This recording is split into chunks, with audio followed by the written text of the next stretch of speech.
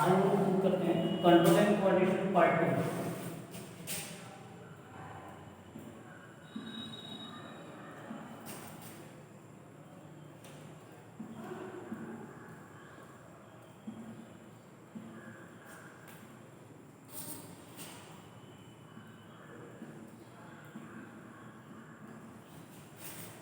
Part 1 में जैसा कि हम पढ़ चुके हैं इसके बारे में प्लांट स्टिमुलस क्या है, प्लांट क्या कहते हैं, प्लांट का ग्रोथ क्या होता है, प्लांट हार्मोन्स क्या होते हैं, ये सारी चीजें हम लोगों ने किसमें पढ़ा है, इसके अंतर्गत यानी कि फर्स्ट स्टेज। सेकेंड पार्ट में हमको पढ़ना है प्लांट मूवमेंट।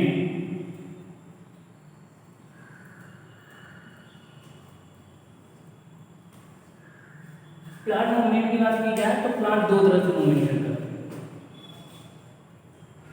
मूवमेंशन का तात्पर्य ऐसा नहीं होता है जैसे अदर क्रिएचर्स मूव करते हैं, चलते हैं या वैसे। मूवमेंशन का मतलब सीधे सीधे जो उनके अंदर ग्रोथ ही होती है।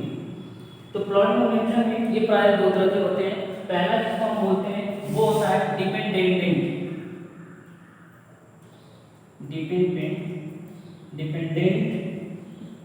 मूवमेंट, और दूसरा हमारा होता है इंडिपेंडेंट मूवमेंट। जैसा कि आप नाम से ही स्पष्ट हो जा रहा है। Dependent movement as a defined process जो कि किसी चीज पे निर्भर हो। डिपेंडेंट का मतलब होता है निर्भरता। अगर ये किसी चीज पे निर्भर होकर के मूवमेंट करता है तो प्रायः इस तरह की प्रक्रिया को क्या कहते हैं, डिपेंडेंट मूवमेंट कहते हैं।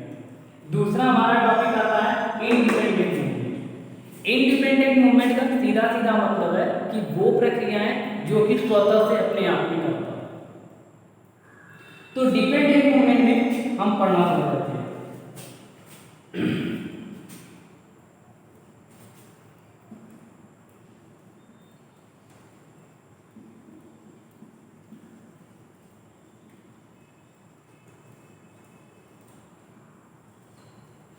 डिपेंडेंट मूवमेंट में प्राय 4 मूवमेंट होते हैं। पहला हमारा क्या है, पहले मूवमेंट को कहते हैं प्रोटोटाइप।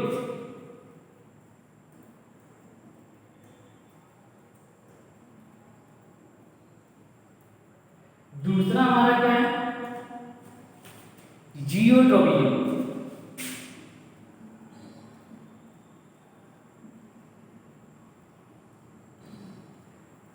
तीसरा हमारा क्या है, केमिकल ट्रोपिज्म।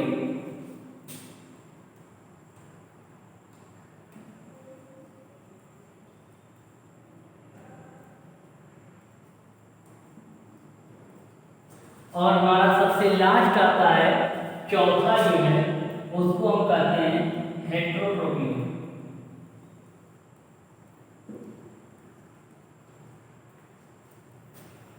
ये 4 डिपेंडेंट मूवमेंट के अंतर्गत आते हैं। अब हमारा बचता है आखिरी इंडिपेंडेंट। तो हम इंडिपेंडेंट से पहले हम इनको डिपेंडेंट ट्रोपिज्म को देख लेते हैं। डिपेंडेंट ट्रोपिज्म जैसा कि आपके नाम से पहला हमारा तो एकदम सीधा स्पष्ट होता है फोटोट्रोपिज्म का। तो फोटोट्रोपिज्म की अगर हम बात करते हैं तो इनमें हमें सीधा सीधा ये चीज दिखाता है कि at the what is the momentum when improve of sunlight। प्रकाश की रोशनी में जब पौधों में कोई विकास या उनके बढ़ने का कोई प्रक्रिया होता है तो हम उसको फोटोट्रोपिज्म के रूप में लेते हैं। ठीक है, तो फोटोट्रोपिज्म का हम इसको लिख सकते हैं टुवर्ड्स लाइट।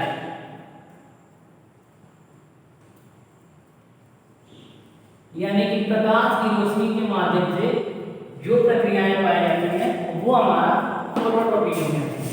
अब बात आती है जियोट्रोपिज्म, सेकेंड टॉपिक का मतलब होता है कि किसी पौधे का जो निचला सिरा होता है, यानी रूट की बात करते हैं, तो रूट की जो ग्रोथिंग होती है वो जमीन की सतह से नीचे रहती है। जैसे आप मानो आपका कोई एक गमला है और इस गमले में आपका एक प्लांट है।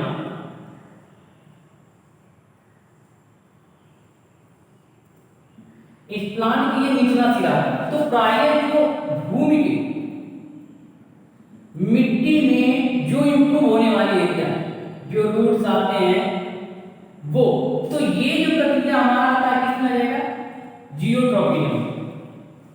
जो हमारा नीचे की मिट्टी के सतह के ऊपर की जो प्रक्रिया आ जाएगी, जो मिट्टी में भाग जाने वाली प्रक्रिया होती है, उसको हम जियोट्रॉपिक करते हैं। तो geotropic at this is the dependent towards of gravity, ये ग्रेविटी पे डिपेंड करता है। तो जियोट्रॉपिक को हम क्या कर सकते हैं, क्या लिख सकते हैं कि टुवर्ड ग्रेविटी।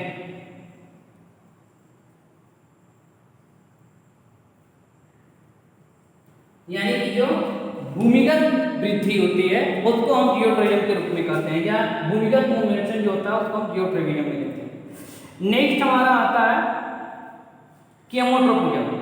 केमोट्रोपिज्म यानी कि केमिकल ट्रोपिज्म। केमोट्रोपिज्म भी इसको लिख सकते हो आप।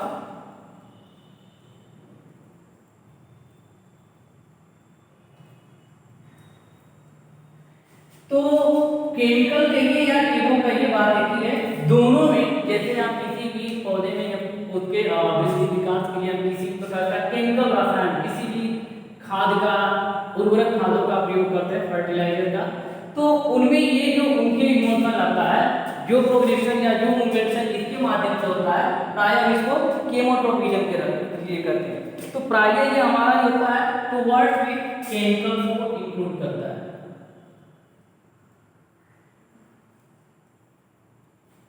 अब आता है हमारा हेट्रोट्रोपिज्म।